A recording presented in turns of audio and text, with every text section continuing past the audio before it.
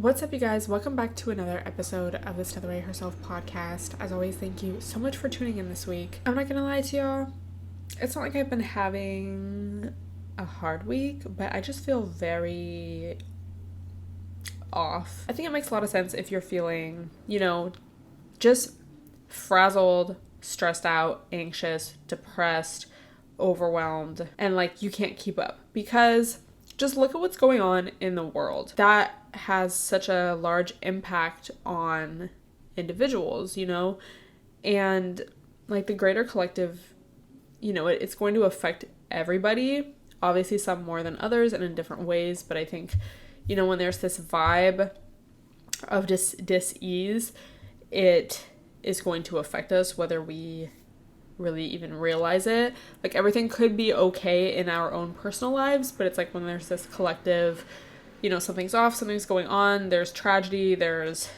all this stressful stuff happening, it's going to affect us. And then I think also with social media in general, there's kind of this sensationalism that is, especially these days, nonstop, and we can just always read about the next worst thing and all these different people's opinions. And even just with like petty stuff like gossip or just negativity, sometimes it is entertainment, but then I think a lot of the times it just kind of, is overstimulating our dopamine levels, and we're not going to feel calm, grounded, and like our best selves and like clear-headed, So something like little personal realization moment. I mean, I've kind of realized this as this year has gone on, but I really put the pieces together within the past like month probably. I feel like for the longest time I like avoided a lot of situations just because it was easier to be by myself and be in that kind of like isolated bubble of self-care. I've talked about that quote before, like you can't heal in isolation, because you can think everything's great and dandy, like, oh, I'm healed, I'm good, when you're in your little bubble of like your morning routine and like no one's bothering you and you're not having to like face any fears or have any difficult conversations or put yourself in any awkward situations. Yeah, things are gonna feel pretty good and just easy. But when you take a risk or you change up your circumstances, start a new relationship or a new friendship, career, whatever it may be, just put yourself in a new situation, it's going to bring up uncomfortable things, like I'm in my little self-protective bubble, and then it's like, oh, suddenly I'm like, things feel hard, things feel awkward, things feel uncomfortable. It's like, ew, why would I do this to myself? So that has been like, bro, seriously, this whole year for me. And it's like, I don't want to come across like, I don't know, it's not like, oh my god, I regret doing this, like making the move to New York, or like moving in with people again, or like anything like that. It's just like, it's different because I was by myself for so many years, and I think especially during COVID, a lot of us had to kind of isolate. I just kind of set up my life to be very easy, and like I didn't really have a lot of problems because I would be bored a lot of the time, but then with that, it's like I didn't really have that many issues. I am no longer in that self-protective bubble of like my everyday routine where I'm like only with myself and only dealing with myself and like not really dealing with other people, not really having to have like awkward conversations or like face my fears or whatever. And especially moving to a place like New York where like you're surrounded by people all the time and like you need to stand up for yourself like literally all the time to strangers. Like you need to speak up. Like that's like the culture here that's like a known, it's like stereotype, like you have to yell. You're gonna have to yell at somebody. So it's definitely been an adjustment, and it's like I've had to kind of relearn all my self-care and self-help tips and tricks, because before it's like, oh, if I had like a rough day, it's like, well, I was by myself all day, so it's like I'm like doing self-care all day because I'm just like by myself, like doing self-care. Like, yeah, I'm like working, maybe I'm seeing friends here and there, but like for the most part. But now, bitch, it's like I'm surrounded by people all the time, which is not a bad thing, but it's like, it's just different. So I have to consciously make the effort to like practice self-care, have alone time, recharge, and like self-regulate, because my emotions will be like all over the place, babe. Like, and I think I said this in a previous episode too, But it's like this is probably the year that I felt like the most anger, because I think, again, like moving to New York where people are known for being angry, it's like you kind of absorb that, period. Then also moving in with a sibling. Bro, if you have siblings, you understand. If you have a sister, especially like, if you're like a girl and you have a sister, like you specifically understand. No one can trigger you and make you mad like a sibling, like, period. I was never angry before, and now I'm like, I feel like I'm angry every day. Like at something.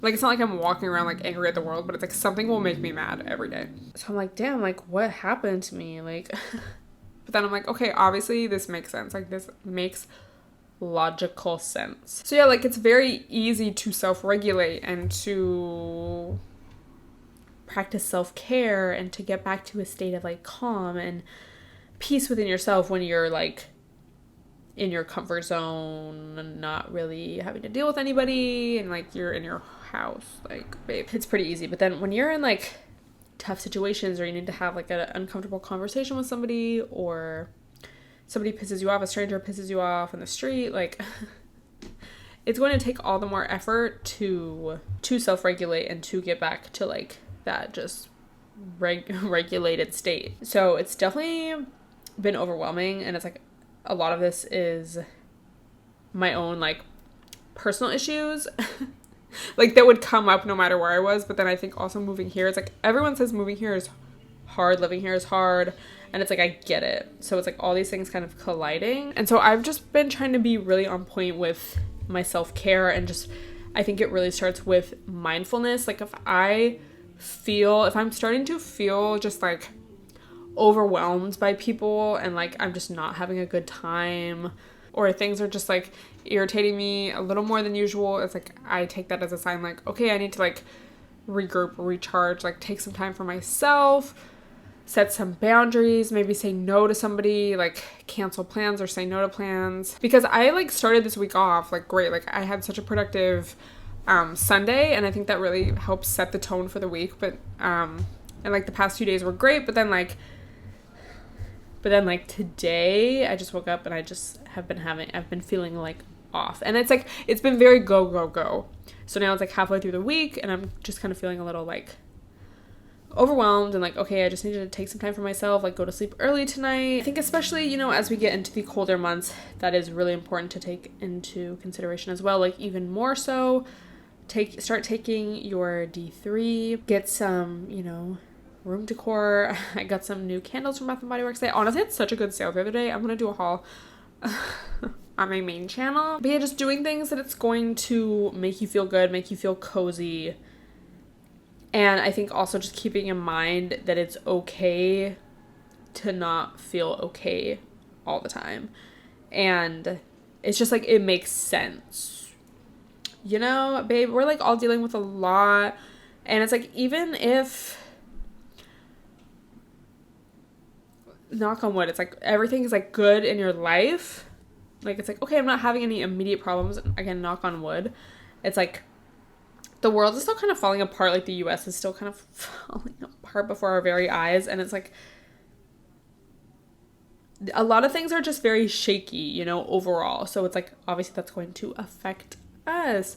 So other things that I try to do, and especially like recently that I've been doing is like, yeah, just really focusing on like health, not drinking. I feel like, you know, usually in the fall and winter, I kind of just stop drinking as it is, and just paying very close attention to like, I don't know, how I'm feeling, and like just those little subtle things. And it can be very uncomfortable to set boundaries or to tell people no, or like if you're feeling overwhelmed and someone asks you for a favor or to do something for them, it's like you just want to say yes, because literally the stress of saying no and like, oh yeah, I'm putting myself first, but it's so stressful to feel like I'm letting this person down or I'm being an asshole, or like, you know, the urge to people please. Sometimes it literally feels better to people please because you're like, okay, whatever, I'll just deal with it later. But that's going to affect you later, you know? So just doing things for the long-term health of yourself, mental health, physical health, emotional health, like everything, I think is very important. And it's important to be able to look at things logically and make a rational decision, not based in emotion. in the sense of like if someone asks me for a favor when my plate is full already, it's like emotionally I'm gonna want to say yes to them because that's just like my knee-jerk reaction. Like, if you're a people pleaser, you understand, and it's going to feel very hard to say no, but you have to take a step back and logically be like, okay, if I say yes to this person, yeah, it's a kind of quick, temporary, like, I'll feel good, but then long term, I'm gonna probably have resentment towards that person. I'm going to end up feeling even more overwhelmed. I'm going to feel shitty that, oh, I people pleased again. So it's like, let me take the short-term discomfort of saying no for the long-term, you know, health of myself and like my well-being and like my time and schedule and ultimately my emotions, you know? It's like, I get it. Like, don't beat yourself up for not being perfect and not like making the right decision all the time, or like, I don't know. I think especially if you're like me, which you probably are somewhat if you like listen to this, sometimes it's stressful to like learn about mental health or like psychology, why we do things, because then it's like, you like being self-aware, you know, it's like, you know, when you're doing something, you know why you're doing something, so it almost like makes you feel worse because you're like, I know why I'm doing this and I'm still doing it. But yeah, bro, put yourself first, because your relationship with yourself is the longest relationship in your life. So that is going to be bro, I know it's shortest podcast ever, I'm so sorry, but thank you so much for listening. I hope this helped you in some way, even if it just, you know, made you feel less alone. Know that you are not alone in whatever you're going through or feeling right now, babe. Like, shit is rough out here. It is. Love you guys so much, and I will talk to you in the next episode. Bye, everyone.